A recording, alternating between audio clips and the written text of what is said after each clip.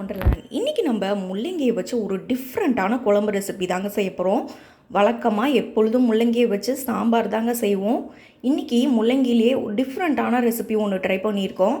இந்த ரெசிபியை சாப்பிட்டு பார்த்துட்டு இதை நான்வெஜ்ஜான்னு கேட்குற அளவுக்கு ரொம்ப சுவையாக இருக்கும். வாங்க ஃப்ரெண்ட்ஸ், இந்த ரெசிபி எப்படி பண்ணலாங்கிறத பார்க்கலாம். ஃபஸ்ட்டு இந்த ரெசிபி செய்கிறதுக்கு ஒரு கடாய் நல்லா சூடு பண்ணதுக்கப்புறமா 1 டேபிள் ஸ்பூன் அளவுக்கு எண்ணெய் சேர்த்துக்கிறேன். இப்போ இது கூட ஒரு மெஷரிங் கப் அளவுக்கு கடலை பருப்பை ஆட் பண்ணிக்கிறேன். இதிலே 3 வரமிளகாய் காம்பெல்லாம் கிள்ளி இது கூட சேர்த்துக்கிறேன். ஒரு மிதமான சூட்லேயே வச்சு நல்லா ஃப்ரை பண்ணி எடுத்துக்கலாம். நமக்கு நல்லா வறுபட்ட வாசனை கம கமன்னு வரணுங்க. இந்த பருப்புடைய கலர் பொன்னிறமாக நல்லா மாறி வரணும். இப்போ இதை ஒரு தட்டில் மாற்றி எடுத்துக்குவோம்.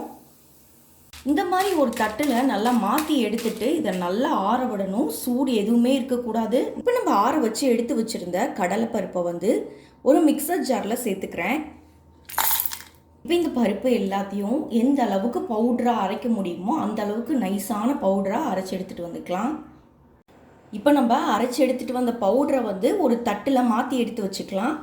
இப்போது 2 மீடியம் சைஸ் முள்ளங்கி நல்லா தோல் சீவி எடுத்துகிட்டு வந்துக்கணும். அதே போல் அடியில் இருக்க பகுதியும் மேல் பகுதியும் கட் பண்ணி எடுத்துட்டு நல்லா கேரட் துருவறதை வச்சு துருவி எடுத்துக்கலாம். இப்போ இந்த துருவி எடுத்துகிட்டு வந்த முள்ளங்கியை சாறு பிழிஞ்சு எடுத்துக்கலாம். ரொம்ப டைட்டாக நீங்கள் சாரை புழிஞ்சு எடுக்கணும்னு அவசியம் இல்லை. ஒரு 80% ஆஃப் வாட்டர் மட்டும் வெளியேறினா போதும். மீதி உள்ள 20% ஆஃப் வாட்டர் நம்ம இந்த முள்ளங்கியில் இருக்கிற மாதிரி பார்த்துக்கணும். புழிஞ்சு தனியாக எடுத்து வச்சுக்குவோம். இப்போ நம்ம ஏற்கனவே அந்த பவுடர் அரைச்சோம் பார்த்தீங்களா, அதே மிக்சி ஜாரில் ஒரு துண்டு பட்டை, 1 ஸ்பூன் அளவுக்கு சோம்பு, 1 துண்டு இஞ்சி நல்லா கட் பண்ணி சேர்த்துருக்கேன். ஒரு 4 to 5 பல் பூண்டு சேர்த்துருக்கேன். ஒரு பெரிய வெங்காயத்தை 2-3 கட் பண்ணி ஆட் பண்ணிக்கிறேன். ஒரு கொத்து அளவுக்கு கருவேப்பிலையை நல்லா கழுவி சேர்த்துக்கிறேன். அதே போல் நம்ம துருவி வச்சுருந்த அந்த முள்ளங்கி. இப்போ நம்ம இது தண்ணி எதுவுமே சேர்க்க போகிறதில்ல. தண்ணி எதுவுமே சேர்க்காமல் இப்போ இதை அரைச்சி எடுத்துகிட்டு வர போகிறோம். இப்போ இதை ரொம்ப ஃபைனாக அரைக்கணும்னு அவசியம் இல்லை. லைட்டாக கோர்ஸாக அரைச்சோன்னாலே போதும். இப்போ இதை அரைச்சி எடுத்துகிட்டு வந்துக்கலாம். இப்போ நம்ம அரைச்சி வச்சுருந்த பவுடரில் இப்போ நம்ம அரைச்சிட்டு வந்த விழுதை ஆட் பண்ணிக்கலாம். இதில் 1/4 ஸ்பூன் அளவுக்கு மஞ்சள் தூள் சேர்த்துக்கலாம். 1/2 ஸ்பூன் அளவுக்கு உப்பு சேர்த்துக்குவோம். இப்போ இதை நல்லா பிசைஞ்சு எடுத்துக்குவோம். இப்போ இந்த மாவில் நான் தண்ணி எதுவுமே சேர்க்கல. நம்ம முள்ளங்கியில் இருக்க ஈரப்பதமே அதுக்கு போதுமானது. நல்லா டைட்டாக சப்பாத்தி மாவு மாதிரி இதை நல்லா பிசைஞ்சு எடுத்துக்கலாம். இதில் 1 ஸ்பூன் அளவுக்கு எண்ணெய் சேர்த்துக்குவோம். எண்ணெய் சேர்த்ததுக்கப்புறமா சின்ன சின்ன உருண்டைகளாக இந்த மாதிரி உருட்டி தனியாக எடுத்து வச்சுக்குவோம். இதே மாதிரி எல்லா மாவுலேயும் உருண்டைகள் பிடிச்சி எடுத்து வச்சுக்கலாம். கடலைப்பருப்பு வறுத்த அதே பேனில் ஒரு 2 to 3 டேபிள் ஸ்பூன் அளவுக்கு எண்ணெய் ஆட் பண்ணிக்கிறேன். எண்ணெய் சேர்த்ததுக்கப்புறமா ஒரு பட்டை ஆட் பண்ணிக்கிறேன்.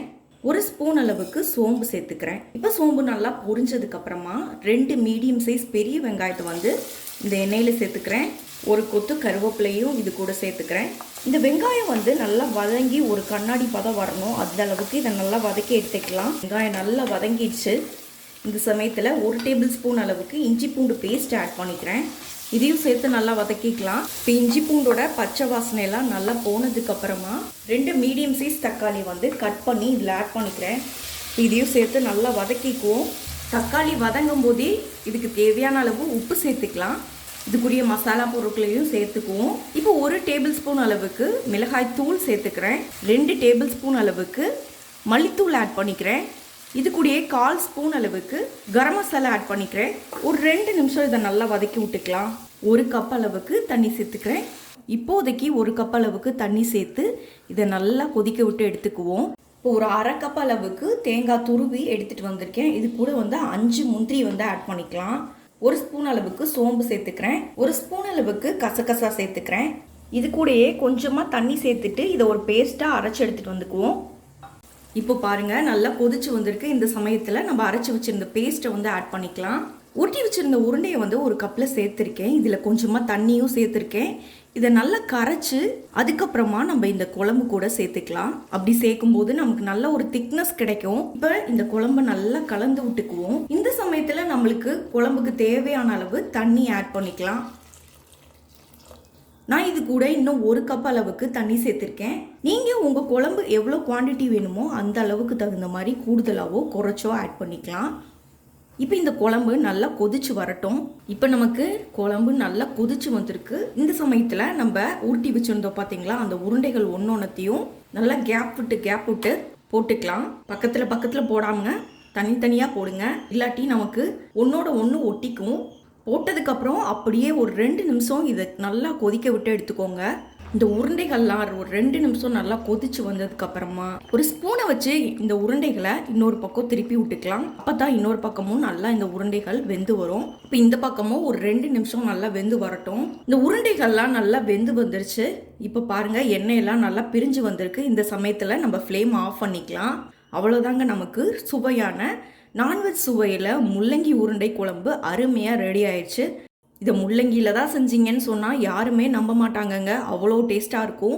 நான்வெஜ்ஜுக்கே ரொம்ப டஃப்பு கொடுக்குற அளவுக்கு ரொம்ப சுவையாக இருக்கும். கண்டிப்பாக நீங்களும் இந்த ரெசிபியை ட்ரை பண்ணி பார்த்துட்டு உங்கள் கருத்துக்களை மறக்காமல் கமெண்ட் பாக்ஸில் தெரிவிங்க ஃப்ரெண்ட்ஸ். மீண்டும் இன்னொரு நல்ல ரெசிபியோடு உங்களை மீட் பண்ணுறேன். அதுவரை உங்களிடம் இந்த விடைபெறுவது சுபீஸ் ஒண்டர்லேண்ட். தேங்க்யூ.